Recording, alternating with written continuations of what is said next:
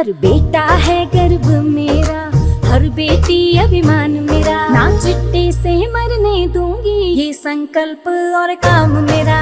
चलो कदम बढ़ाए, चिट्टा मिटाए, हिमाचल को नशा मुक्त बनाए। आज 11 दिसंबर को 3 साल पूरे हो रहे हैं और एक समारोह का आयोजन किया जाएगा। निश्चित रूप से दिल्ली में विस्फोट हुआ है। मैंने अधिकारियों को दिशा निर्देश दिए हैं कि एहतियात बरते, कोई ऐसी घटना हिमाचल प्रदेश जैसे प्रदेश में नहीं होनी चाहिए। और इस दृष्टि से हमने थोड़ा सख्ती करने की बात की है। सर, आपकी सरकार के 3 साल पूरे हो रहे हैं, महिलाओं के सशक्तिकरण के लिए योजना शुरू की गई है, कितना फायदा मिल रहा है खासकर ग्रामीण क्षेत्र? जब से कांग्रेस की सरकार हिमाचल प्रदेश में बनी है, कुछ बिंदु तय किए गए हैं। पहला शिक्षा के क्षेत्र में, दूसरा हेल्थ के सेक्टर में और तीसरा ग्रामीण अर्थव्यवस्था के संदर्भ में। और उन बिंदुओं को तय करने के बाद उस पर ध्यान दिया जा रहा है और निश्चित रूप से ग्रामीण अर्थव्यवस्था कैसे मजबूत हो, उस बिंदु के तहत आज हमने हिमाचल हाट का यहाँ आज शिलान्यास किया है। और जब से मैं हमेशा विभाग की बैठक लेता रहता हूँ, माननीय मंत्री जी, ग्रामीण विकास मंत्री अनुरुद्ध सिंह जी से मेरी चर्चा होती रहती है। मुझे बड़ी खुशी है कि हमारे हिमीरा प्रोडक्ट को ONDC एक प्लेटफार्म है, उस प्लेटफार्म के माध्यम से ऑनलाइन जो हमने बिक्री की है वो 25 लाख रुपए के करीब की है। ये हम हिमीरा का जो प्रोडक्ट है ये ग्रामीण महिलाओं द्वारा, गांव की महिलाओं द्वारा तैयार किया जाता है और तैयार करने के बाद इसकी पैकिंग हिमीरा के माध्यम से की जाती है और सारी जगह हम इसको जो ऑनलाइन ऑर्डर देता है उसकी सप्लाई हम इसकी करते हैं। हिमीरा एक ऐसा प्रोडक्ट है जो महिलाओं द्वारा तैयार किया गया प्रोडक्ट है, सभी प्रकार से, चाहे घी है, चाहे शहद है, चाहे कोई और प्रोडक्ट है। तो महिलाओं को सशक्तिकरण करना हिमाचल प्रदेश की सरकार की जिम्मेवारी भी है और इस दिशा में हमने बहुत अधिक कदम भी उठाए हैं। पहली बार महिलाओं को फूड वैन उपलब्ध करवाई गई है। अगले वर्ष के और हम 60 और फूड वैन इसी वर्ष इस योजना के तहत इन महिलाओं को उपलब्ध करवाएंगे।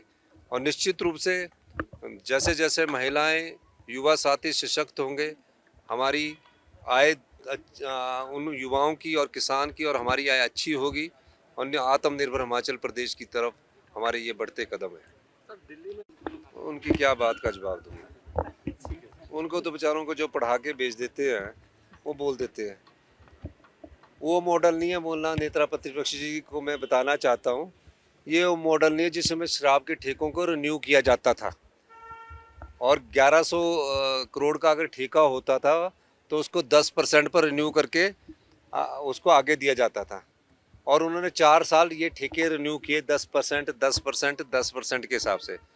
तो 4 साल में उन्होंने कमाया 400 करोड़ रुपया और हमने 1 साल में ही ऑक्शन कर दी और 1 साल में कितना कमाया? 450 प्लस 600 करोड़ रुपया। तो ये बताइए, जो 4 साल में 400 करोड़ रुपया कमाता है और जो 1 साल में 600 करोड़ कमाता है, तो किसका मॉडल अच्छा है? बाकी तो उनके पास सब कुछ है, वो सिर्फ बयानबाजी तक ना सीमित रहे। नेता प्रतिपक्ष जी को तनाव में है। आप नहीं देख रहे कि हर दिन स्टेटमेंट दे देते हैं, हर दिन स्टेटमेंट में कुछ ना कुछ ढूंढ लेते हैं। वो क्यों है? क्योंकि बीजेपी जो है ना वो 5 गुटों में बटी हुई है। अब क्या कारण है कि बीजेपी 5 गुटों में बटी हुई है? उसमें कांग्रेस सरकार का कोई हाथ नहीं है। उसमें बीजेपी तो हमारी सरकार को गिरा रही थी। हमने तो उनको 9 बिके हुए गुट को दे दिया, उनको हमने दिया 5 गुट है। अब जयराम जी को दुख वहाँ हुआ कि अनुराग ठाकुर जी के मंडी में मुख्यमंत्री बनने के नारे क्यों लगे। मुख्यमंत्री तो अभी 2 साल बाद है, जनता ने तय करना कि किसकी सरकार आएगी।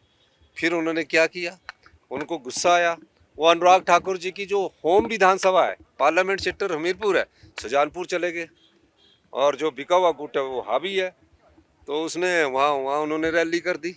अब और फिर आज फिर एक और रैली कर रहे हैं।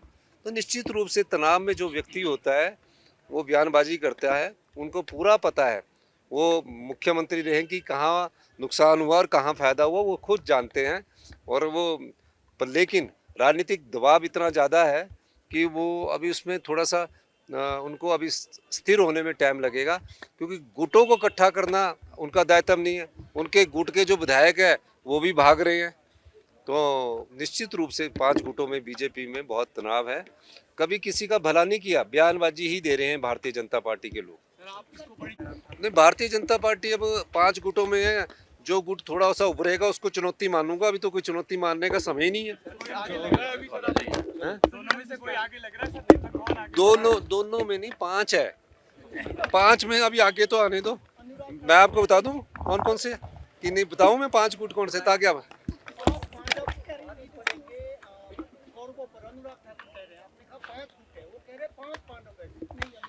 चलो एक बात तो मानी, 5 तो शब्द उनको याद हो गया। 5 शब्द याद होना चाहिए ना उनको। तो ये आपको देखिए, अनुराग गुट, नड्डा गुट है ना, गुट जयराम गुट, और आपका बिका हुआ गुट, ठीक है ना, दुहाड़ा गुट। मैं थोड़ी कह रहा हूँ इनसे यार, मैं तो मिलता भी नहीं इनसे। और ये जो राजनीति और लोकतंत्र को खरीदने की कोशिश करते हैं, भारतीय जनता पार्टी ने लोकतंत्र को खरीदने की कोशिश की, लोगों की भावनाओं को खरीदने की कोशिश की। मैं धन्यवादी हूँ हिमाचल की जनता का, प्रदेश के देवी देवताओं का, कि जिनके आशीर्वाद से हमारी सरकार रिपीट की। हम फिर 40 पर पहुंचे। लोकसभा में हम नहीं जीत पाए, लेकिन हमारे को हिमाचल की जनता ने 40 रिपीट की है। निश्चित रूप से हम प्रदेश की जनता की भलाई के काम कर रहे हैं। हम एजुकेशन सेक्टर में सुधार कर रहे हैं, हम हेल्थ सेक्टर में सुधार कर रहे हैं, हम टूरिज्म सेक्टर में सुधार कर रहे हैं। हम प्रदेश की जो संपदा बेचने की कोशिश की गई उसको वापस ला रहे हैं। जो प्रदेश की संपदा बेची गई है उसकी भी जानकारी भी जनता की अदालत में दे रहे हैं। बहुत बहुत धन्यवाद।